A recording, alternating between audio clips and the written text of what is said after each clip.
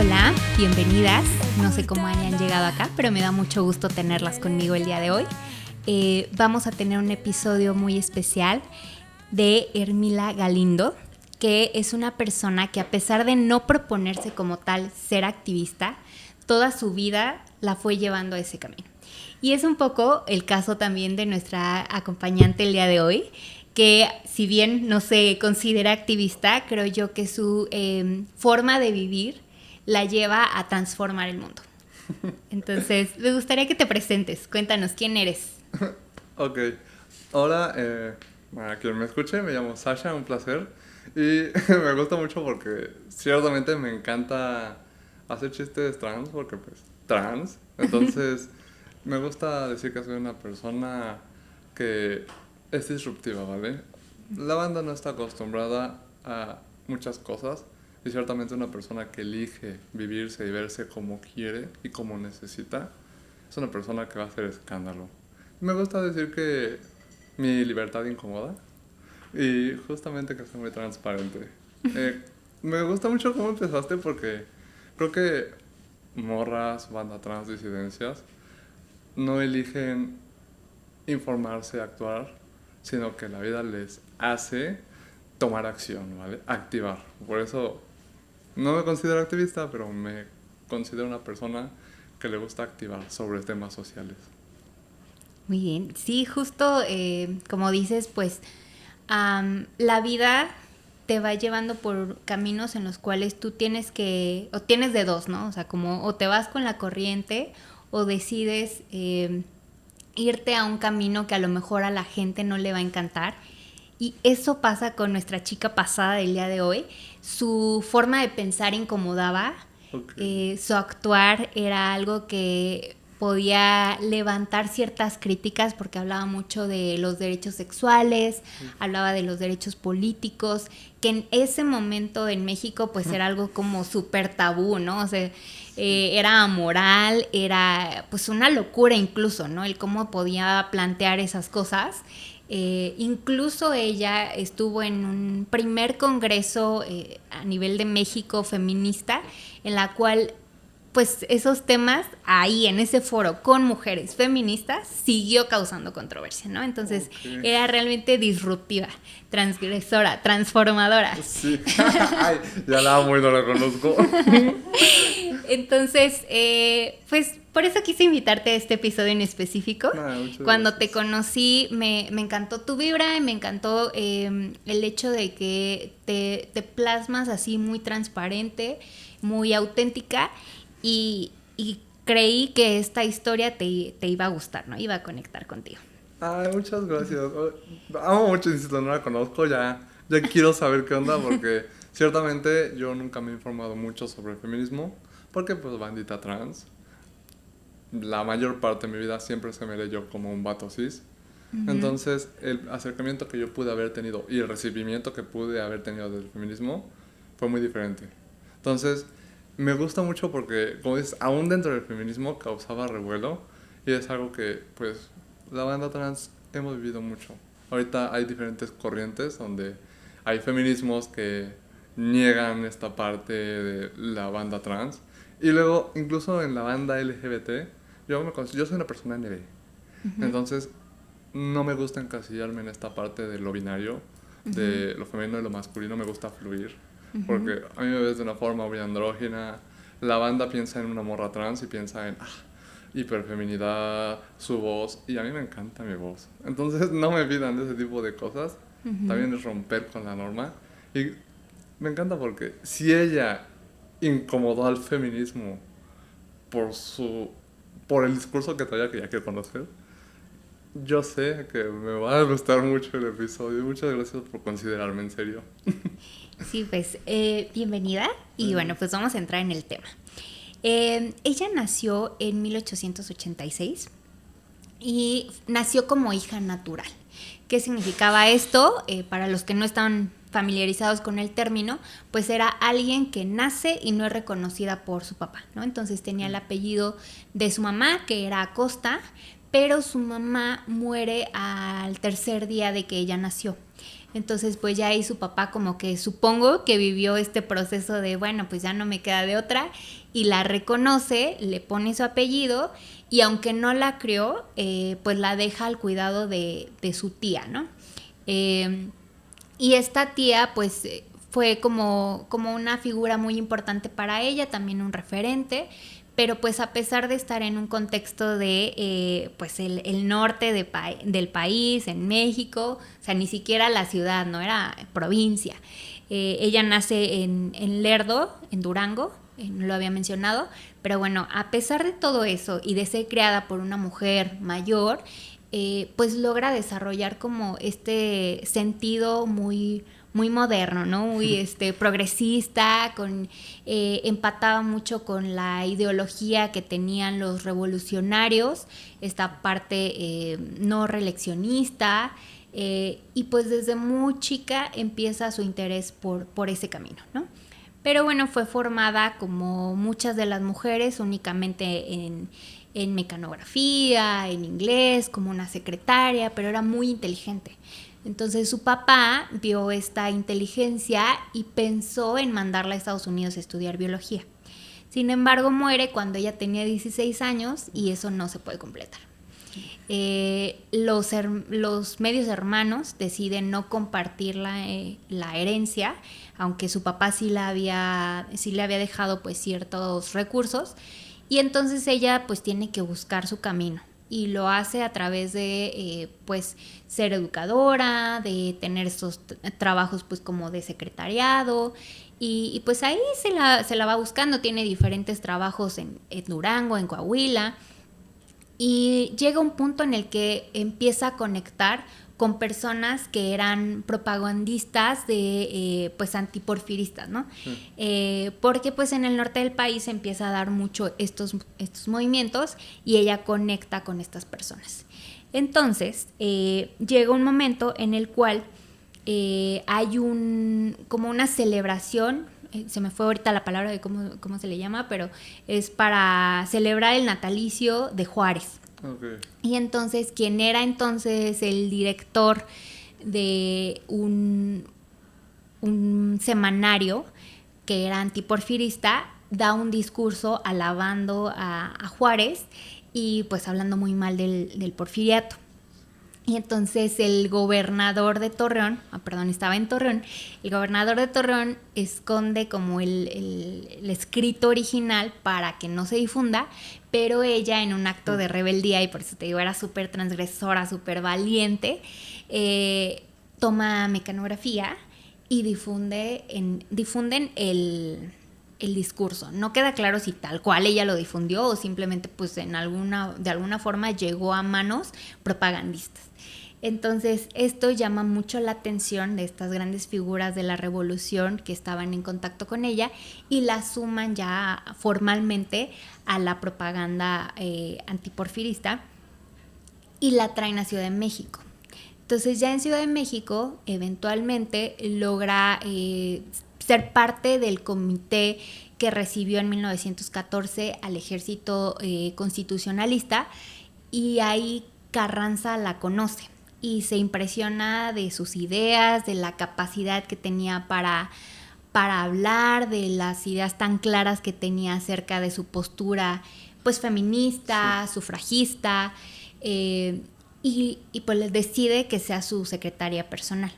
Okay. A la par, ella ya traía estas iniciativas de tener su propio semanario, entonces funda Mujer Moderna, que bueno, para los que no saben qué es un semanario, pues es como una revista, pero sí, pues súper amplia y trae temas de literatura, pero también temas pues de lo que estaba sucediendo en el mundo en ese momento. O sea, pensemos también que pues sin haber internet era difícil que la información llegara a todas las personas, ¿no? Entonces, pues habría para empezar la limitante de que no todos sabían leer. Sí. Y de los que sabían leer, pues el acceder a algo que podía ser costoso, pues también era difícil, ¿no? Entonces también había como esta parte de cómo difundir ideas a través no solo de la escritura, sino de la palabra. Entonces ella también se enfocó mucho en estar en diferentes foros. Te digo, participó en esta parte del Congreso Feminista, el primer Congreso Feminista de Yucatán, pero también pues de México.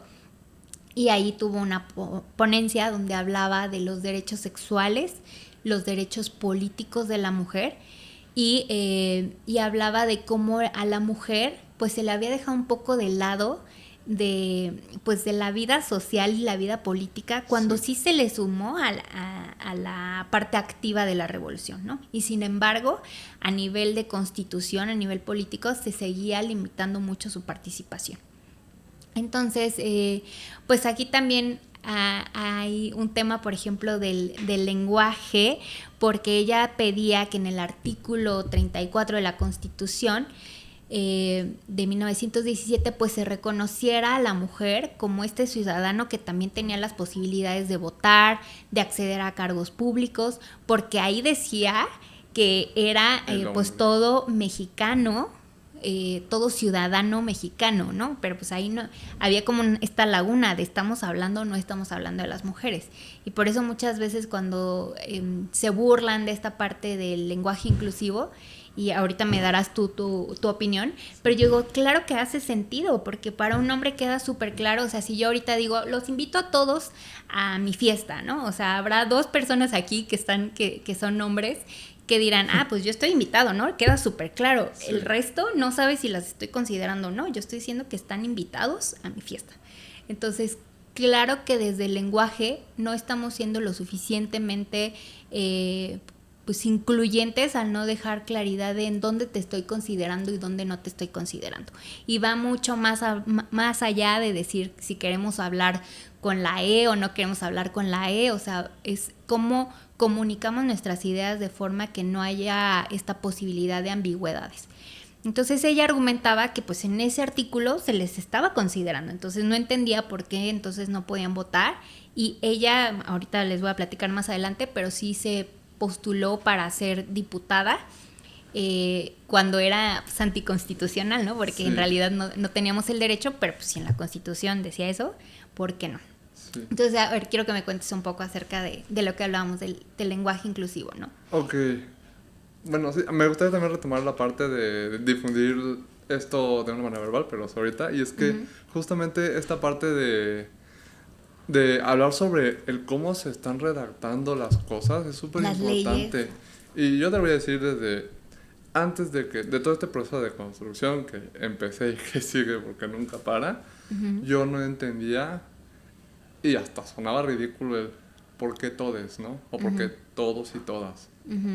Luego, yo viviéndolo, no es solamente un capricho como dice la gente, sino que hay una necesidad social. Más allá de decir, es algo inclusivo, porque de hecho hace poco voy a mentir si digo un nombre, pero una institución académica importante de aquí de México sacó un manual que se llama el Manual para el Lenguaje No Discriminatorio y Sexista. Okay. Y justamente se maneja de 3 formas. Pero los 2 que quiero resaltar hay diferentes formas de redactar una cosa. Está la parte de todos y todas. Está la parte de incluir a la bandita, que no estamos en un espectro binario. Porque yo siempre hablo como de la bandita, la gente, la cuiriza, incluso como dice cierta cantante que amo. Porque no tiene género. Y eso habla también de esta parte de que existe la posibilidad de redactar cosas sin hablar de un género en específico. Simplemente correcto, decirnos en lugar de todos los mexicanos, es como la población mexicana, por ejemplo. Correcto. Y habla mucho de cómo se dejaba explícito hacia quién iban las cosas en el cómo se está redactando. Y eso es algo que en los movimientos sociales siempre es importante, se menciona, porque lo que no se menciona no existe. ¿Por qué crees que existe tanto el negacionismo con la bandita NB, con la bandita en general que sale de esta normativa binaria? Porque incluso muchas veces dentro de la propia comunidad no somos reconocidos. Y está esta parte de se empieza por ahí. Sí. Y está muy chido que se está tomando las riendas, porque no solamente existe una necesidad en cuanto a no referirse solamente a un género, sino está la parte de incluir a todas estas personas que se encuentran fuera del espectro de hombre y mujer. Por eso creo que es importante el todes, en mi caso, ¿no? Porque existe una necesidad social. Y todo esto que viene hablando esta chica viene de necesidades sociales. Ella vio que no se estaban contemplando a las mujeres en muchas cosas, que si bien la Constitución decía una cosa, a la hora de ejercer un derecho no existe, y es una necesidad social. Entonces, me encanta porque, pues sí, hablar de estos temas es súper importante, y digo hablarlos, porque, y ahora sí quiero retomar la parte que decía, se hacen estos escritos, son caros, pero en esos tiempos, en general no tan en el pasado, era el hombre que tenía el acceso a la educación, y era el hombre que tenía el acceso económico. Un hombre no le va a decir a su esposa, mira, ten ideas innovadoras que desafían la normatividad que me encanta, que me conviene y que me privilegia. Sí, Entonces, claro. está muy chido que haya dicho, pues sí, hay que difundirlo verbalmente. Porque para empezar, o sea, ni siquiera pueden ver las necesidades de esta población que no estaba siendo incluida porque no vive en esa realidad. Entonces, justamente uno de los argumentos, porque ella siendo secretaria de Carranza, manda una carta al equipo pues que estaba haciendo la Constitución, por así decirlo, y les pide que reconozcan los derechos políticos de la mujer, así como se les incluyó en la parte activa de la revolución. Y lo que ellos contestan es que no es necesario porque las mujeres no han abandonado el contexto privado de sus casas, es como si no tuvieran necesidades específicas, ¿no? Entonces, como ¿para qué quieren hablar? ¿Para qué quieren votar? Si van a votar por el mismo que su esposo, si piensa lo mismo. Entonces, ahora suena realmente ridículo, pero eso es lo que contestaron formalmente. Si quieren como que indagar más de la contestación, está ahí en internet disponible, tal cual ella lo que escribió y lo que le contestaron, pero iba mucho hacia este punto de es irrelevante que las mujeres, o sea, para empezar, no tienen la cultura, no tienen la educación para hablar, no saben de qué hablan. No, ellas no se enfrentan con los retos de la calle, pues si ni trabajan, o si trabajan en cosas irrelevantes. Entonces, ¿para qué quieren votar, hacer ejercicio de un derecho que no van a saber utilizar? Y si aparte opinan lo mismo que sus esposos y sus hijos, porque pues no tienen como una necesidad propia ni un raciocinio, un criterio que les permita opinar de una forma distinta porque no tienen la experiencia. Entonces era como, no es necesario. Increíble, pero cierto, desafortunadamente. Y incluso ella, abogando por los derechos de la mujer, sí hacía énfasis en que este derecho no podía ser universal, que tenía que darse por fases. O sea, ella también tenía sus propios sesgos y sus propios prejuicios acerca de si la mujer podía ejercer o no de forma crítica este derecho político. Entonces, lo que ella proponía era que se habilitara a las mujeres como por fases para que tuvieran la capacidad de votar, porque sí reconoce a lo mejor que no todas estaban lo suficientemente informadas, involucradas en la vida social, política, para participar de ese ejercicio. Entendemos que ahorita, pues, si tú quieres saber quién está de candidato en China, puedes saberlo, ¿no? Porque hay un internet. ¿Sabes a qué me suena? ¿A qué te suena? Me da mucho coraje ese discurso porque suena Sí. como esa gente que dice esterilicen a los pobres, que los Sí. pobres no tengan hijos. Sí. Y es como al contrario, hay que darle la información adecuada a las personas porque todos tenemos el mismo derecho y las personas tenemos que entender que es importante ejercerlo. No podemos decir tú que tienes menos acceso a la educación, porque es algo que me voy a ir a otro tema, pero me parece importante porque ahorita estamos hablando de mujeres, pero te lo voy a poner en un plano México actual. ¿Qué es un mexicano? ¿Dónde empieza el ser mexicano? El ser mexicano empieza al hablar español. Y hay un buen de lenguas, parte del español, que ni siquiera son reconocidas. Y la gente que no habla esas lenguas no puede entender, no tiene acceso a sus derechos y al ejercicio de sus derechos. Correcto. Entonces, no es como, si ellos no pueden, porque no lo entiende, anúlenlos o déjenlos de lado, ¿no? Es como cómo te doy esas pues capabilities o cómo te doy esa información, cómo te llevo al mismo nivel de involucramiento para que puedas participar y que tu voz sea escuchada, ¿no? Sí, porque la gente no ve que la propia educación es un privilegio. Y ahí estamos hablando de 1980 y tantos, ¿no? Uh-huh. O sea, el privilegio de educarse era casi exclusivo de los hombres, porque eran los que se decía que estaba esto por la imposición social. Entonces el decir ella como de, no, también nosotros podemos, y ya es mi rollo si quiero ejercer o si no, el ir a la escuela o no, el trabajar de algo, pero yo tengo el derecho a... Entonces me gusta mucho, digo, obviamente pues estaba este sesgo de todo el contexto social, pero... Qué valor, o sea, qué rudo. Sí, pensemos que cuando ella participa en estos congresos y difunde esta información en diferentes conferencias, pues estamos a inicios del siglo pasado, ¿no? O sea, entre 1910 y 1920, cuando ella fue súper activa, porque ya para cuando llega a 1920 y con la muerte de Carranza, ella deja de tener como una participación tan expuesta, ¿no? O sea, nunca dejó de ser feminista, nunca dejó la lucha. Es muy curioso que ella muere justo un año después, en 1954, de que ya las mujeres podíamos votar. Entonces, para mí es como de, su alma pudo descansar y pudo decir, bueno, mi labor está hecha, me puedo ir en paz. Ella pues murió de pues de causas naturales en su cama dormida, entonces para mí es como no dejó este mundo hasta que su labor, que inició súper joven, porque realmente a los 18 años, 20 años ya era muy activa y no le temía nada y no le temía al gobierno, que en ese momento era también súper represor. Sí. Y pues culmina su lucha cuando la mujer logra votar. Entonces, para mí es muy simbólico, muy bonito, incluso poético. Poético, o sea, súper poético. ¿Te paso una pregunta? Sí. Esto va a sonar raro, pero ¿cuánto tiempo te llevó como recopilar esta información de lo que me contaste? Híjole, ¿Cuánto tiempo llevó?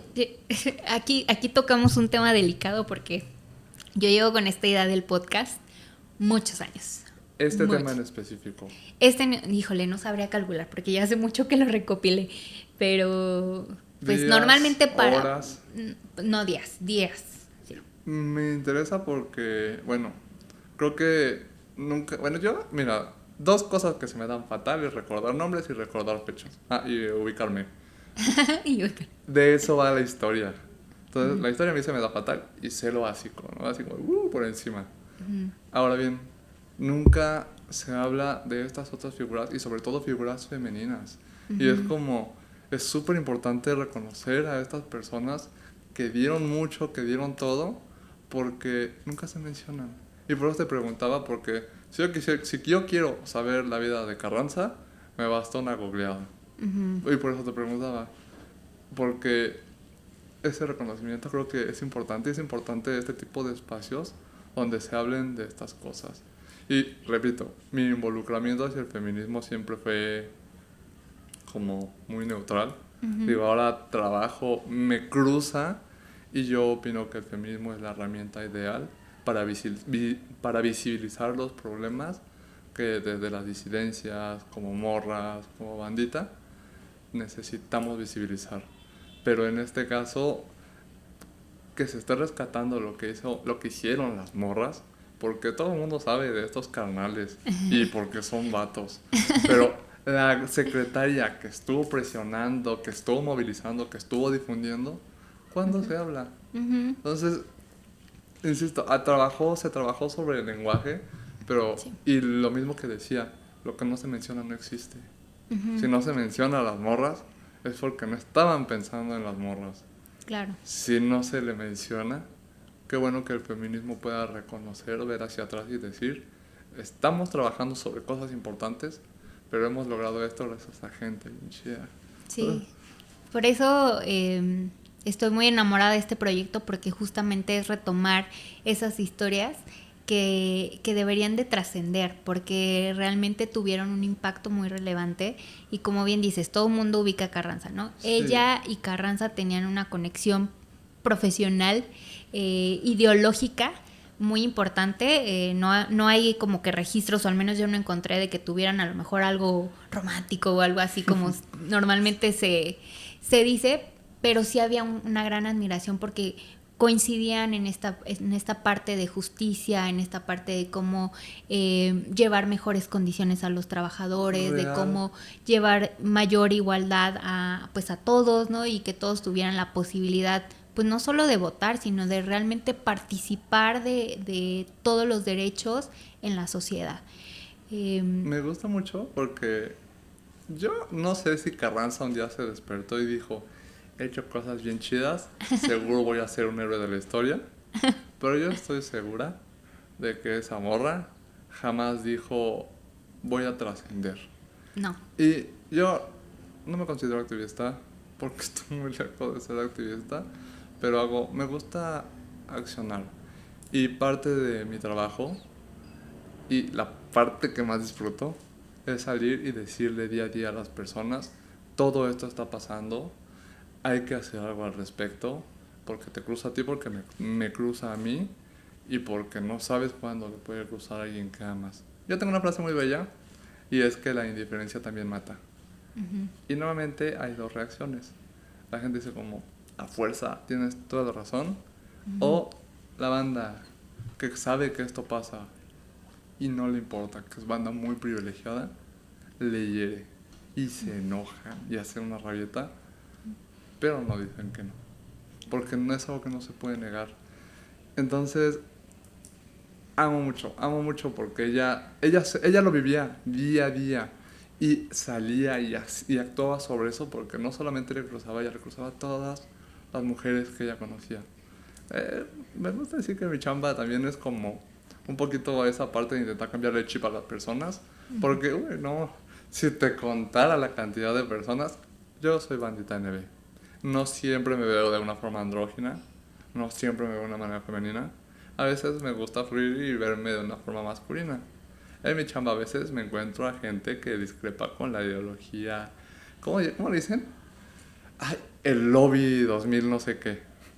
Y Okay. la otra vez se me quedó mucho esta persona porque Ajá. me dice, no, pues es que yo respeto, pero no veo la necesidad de que anden exhibiendo qué les gusta. Y yo desde mi lucha actual lo veo y es como, señor, no es exhibirlo, es hacerlo visible. A usted, Siempre he estado ahí. ajá, siempre he estado ahí. Las necesidades que tenemos la bandita siempre he estado ahí. Solamente hay que hacerlas visibles. Ella las vio, ella las exigió, porque estoy segura de que esa morra no fue un día para otro el, ay, ¿y si hago esto? Sino probablemente de ver que su padre, si la acogió, fue porque dijo, Pero pues no tengo de otra. pues sí, sí, literalmente fue, no queda de otra. Se habla, yo me gusta como informarme, empaparme de las ideologías, independientemente de si esté en contra o si estoy a favor. Me gusta porque es nutritivo. Creo que es importante no casarse con algo. Uh-huh. Y lo veo entre los vatos, que esta parte de que, si la mujer puede abortar, entonces el hombre debería poder negar la paternidad. Papito, lo han hecho toda la maldita historia y no hay algo legal, simplemente dicen, me desaparezco. Yo aquí no participo. Entonces creo que está muy sesgada lo que se puede opinar por el privilegio que nos cruza. Y digo nos, porque todas nos cruza un privilegio, a todos nos cruza. Y Sí. ella porque la verdad es que ya cuando estabas empezando fue como, ay, Lady Tragedias. Se murió su mamá, se murió su papá, le robaron todo. Ay, Sí, todo salió mal, ¿no? y justamente de ser un saco de box, ella alcanzó a ver un buen de cosas y dijo, ok, sí, pero voy a pelear.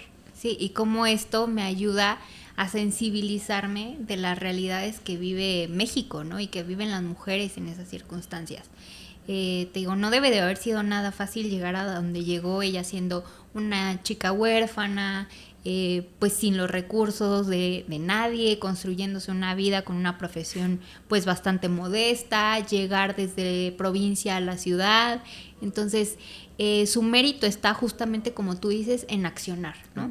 Y accionar se ve de tantas formas, porque muchas veces es como, ay sí, pero pintar, ay sí, pero encuerarte. No, o sea, son muchas cosas que suman y construyen a una idea, ¿no? Pero si tú quieres accionar, lo puedes hacer desde diferentes caminos. Justo, y ese es otro tema porque a mí me apasiona. En mi trabajo no puedo decirle a la gente, estás mal. Uh-huh. Aunque una vez sí, la verdad es que una vez sí me tocaron un poquito la moral y sí dije, estás mal y no me pagan por decirte por qué. Pero una vez a una persona que estaba diciendo lo mismo, es que yo no estoy a favor de que pinten, de que no sé qué. Yo sí le hice como un discurso súper genuino que fue como de, ¿neta crees que las personas por voluntad van a elegir como primera acción exponerse a que la policía las agreda, a que el Estado las criminalice, a que les puedan imputar cargos penales por leyes ambiguas que están mal redactadas? ¿Neta crees que ese es el primer pensamiento cuando eso? Digo, obvio que no. Hacer eso es exponerse y es cuando ya lo perdiste todo. Porque hay madres allá afuera que llevan 20 años buscando a su familiar. Hace poco se estaba hablando sobre una madre que le dijeron que su hija estuvo en la CEMEFO 8 años. Y que no le dijeron, y en esos 8 años estuvo buscándola. Hace poco estaba hablando, porque mi trabajo me ha dado esta parte de poder hablar con madres buscadoras. Una mujer que literalmente después de luchar, después de estar 10 años buscando justicia, logró que por lo menos una fiscalía especializada en feminicidios, en compañía de varias colectivas, organizaciones, y ella lo dijo, yo no voy a tener justicia para mí, ni para mi hija, pero al menos sé que esto es un paso para que otras mujeres lo tengan. Uh-huh. Y es porque es gente que... Y esto es en serio, la mujer casi perdió su casa, sus hijos, se convirtió en madre una segunda vez porque el feminicidio dejó un niño huérfano. Entonces el niño necesita atención psicológica porque hay un estrés postraumático y no solamente hay una víctima cuando se trata de estos temas. Entonces le digo a la gente, neta crees que después de todo eso van a decir, ay, ¿qué más hago? Estado, por favor, volteme a ver. No, ya no se tiene nada que perder. Y necesitamos que el Estado nos escuche. Sí. Por eso, ese discurso de, ay, es que esas no son formas. Esas son formas. Esos comentarios y sobre todo habla desde mucha falta de empatía y a lo mejor, pues, mucho privilegio de que no les ha tocado vivir cosas que les toquen tan profundamente y que los lleven a querer expresar ese coraje y pues digo, qué fortuna, y eso no se le desea a nadie, ¿no? Y esperemos que en algún momento nadie lo tenga que vivir, pero creo que lo importante acá y la lección que nos deja ella es, lo vital acá es que dejemos la apatía y actuemos. Justo. Cada quien decide en qué causas les mueven, y por eso te preguntaba también de, oye, ¿tú quieres hablar de alguna causa en específico que te llame la atención? Ya ha salido en la conversación natural. Sí. Pero creo que todos deberíamos de abrazar alguna causa y de buscar cómo poder movilizar para mejorar en ese ámbito, ¿no? Y como tú dices, o sea, habrá quien dice, hago esta acción a lo mejor muy arriesgada, y habrá otros que digan, bueno, a mí solo me toca educar, ¿no? Parte de lo que se hace con este podcast, pues también es educar acerca de estos temas, las invitadas con sus experiencias, estas historias de las chicas que les tocaron enfrentar a veces circunstancias muy adversas. Entonces cada quien decidirá cómo, pero hagamos algo, porque creo que es el solo quedarnos callados, porque a lo mejor a mí me tocó el privilegio de no estar en ciertas condiciones o de no vivir esas situaciones, y ya simplemente me cruzo de brazos y critico a los demás, está súper mal. O sea, no es válido. Creo que eso es lo único que no es válido, ¿no? Real. Yo por eso siempre se lo digo a la gente. La indiferencia también mata. Hace poco se lo dije a una, creo que era argentina, no sé, todavía era acentito. Me dijo, ¿neta era necesario decir eso? Yo le dije, ¿o a poco te ibas a voltear de otra forma? ¿A poco te iba a interesar el tema de otra forma? Entonces, hace falta que la gente sea incómoda. Igual, de una persona que estimo mucho, no nos atrevimos porque pues la ONG es ONG, pero en cierta marcha íbamos a hacer un cartel de si tu feminismo no incomoda, cuestiónate. Porque Totalmente. activarse es incomodar, porque estás revelándote a lo que socialmente está normalizado. Es incomodar, es hacer reflexionar, es que hacer que la gente se cuestione. Me ha tocado gente muy bella que... Una vez hablé con una chica de Starbucks. Todavía subaste a Starbucks y me dijo, no tenía ni idea sobre lo que está pasando en Palestina, pero voy a buscar.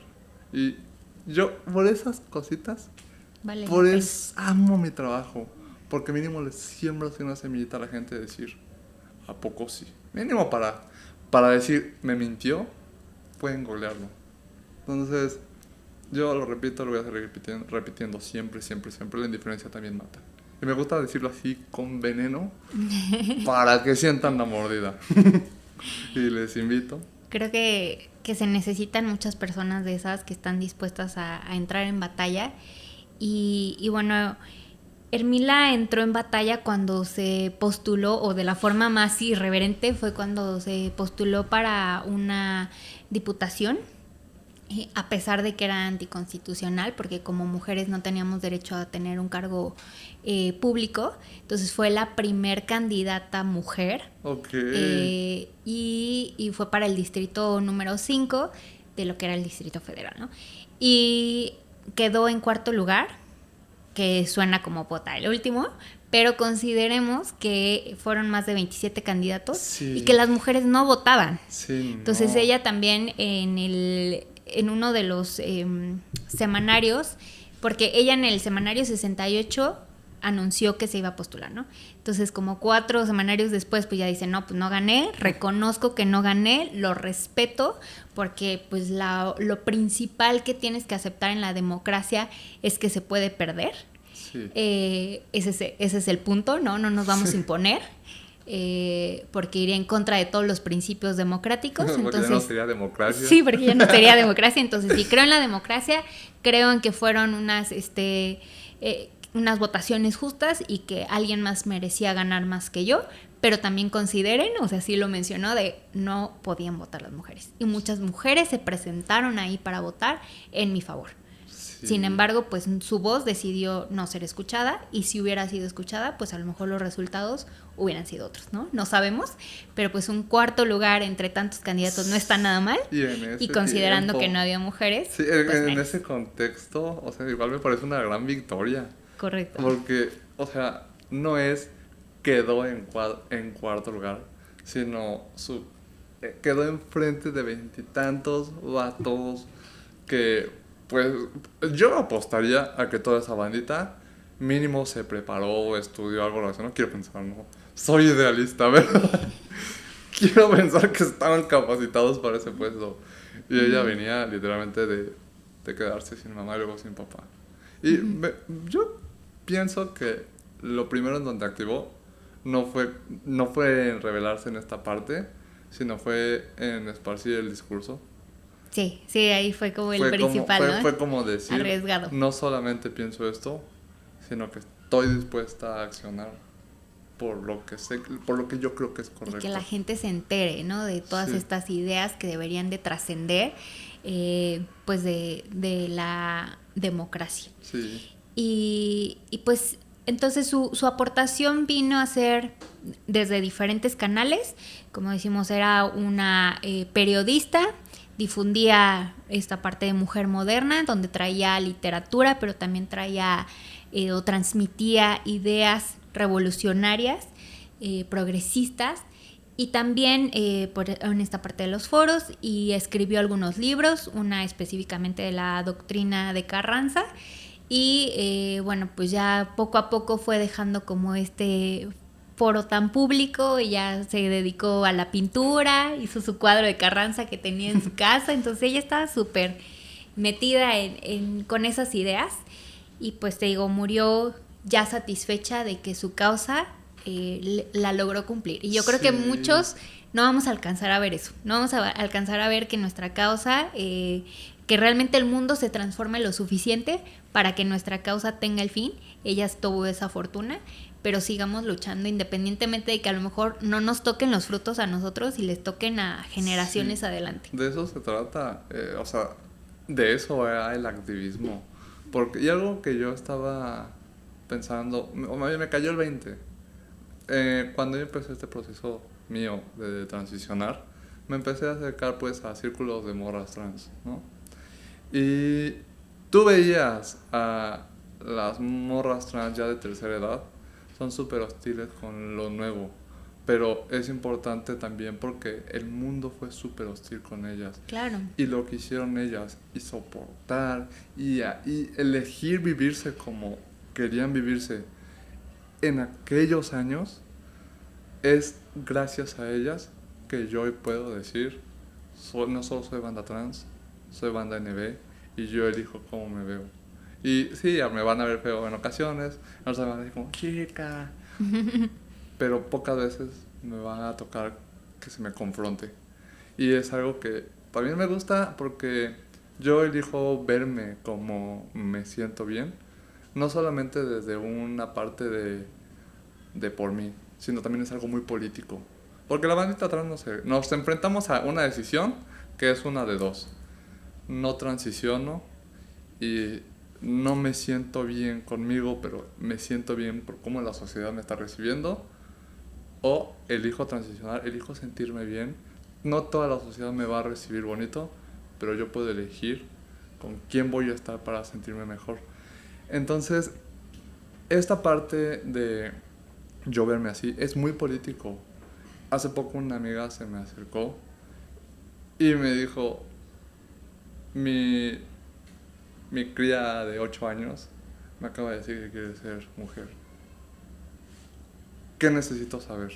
Y yo no me considero experta, pero yo le dije, en mi experiencia esto cambia. Entonces empieza dándole un espacio seguro, porque si a mí me hubiera gustado que cuando yo dije por primera vez quiero ser morra, mi mamá hubiera reaccionado así. Sí, decir, bueno, ¿qué hago, no? ¿En Sí. dónde me informo? Sí, ya les está tocando un mundo bien diferente y me da mucho gusto, pero sin embargo, como muchas otras luchas, todavía hay un gran camino por recorrer. Sí. En la parte, por ejemplo, de estos temas, si bien la realidad que vimos hoy no era la que estaba en los 90s, yo una de las razones por las cuales dejé un trabajo fue porque no me permitieron contratar a una chica trans. Y ella se acercó a mí y me dijo, por favor, porque yo no quiero regresar al contexto en el que estaba, con el trabajo mucho de prostitución, porque no me abren las puertas en otros lugares. Entonces para mí fue algo que me tocó muchísimo, que fue como, no puedo seguir participando de este sistema que está generando estas cosas. Porque al final, si bien no todos nos vamos a postular, no todos vamos a ser gobernadores y demás, todas nuestras decisiones privadas son políticas. Sí. Y abren o cierran espacios para un progreso social. Sí, totalmente. Entonces, me da mucho gusto tenerte aquí. Espero que les haya gustado mucho la historia de Ermirla y también a ti que te haya gustado. Y bueno, pues voy a buscar cosas de ella. es muy interesante, no hay tanta información y como dijiste, no es fácil a veces hacer esta documentación de las mujeres porque por más relevantes que hayan sido en la historia, hay mucha, pues se les invisibiliza, ¿no? Sí. Entonces es complejo de repente esta chamba de buscar las historias de las mujeres que contribuyeron y sobre todo como en ciertos ámbitos, o en ciertos países, ¿no? Ay, pero también... Pero es importante. Date un reconocimiento especial porque es complejo y lo estás haciendo. Así que yo lo dejo ahí, suelto el micrófono y yo ya no aporto más. Muchas gracias. Gracias por tu participación y gracias por escucharnos. Esperamos que hayan disfrutado esta historia y que sigan escuchando todos estos episodios en las plataformas digitales. Estamos en YouTube, Spotify y todo lo demás que existe. Esto fue Chicas Pasadas.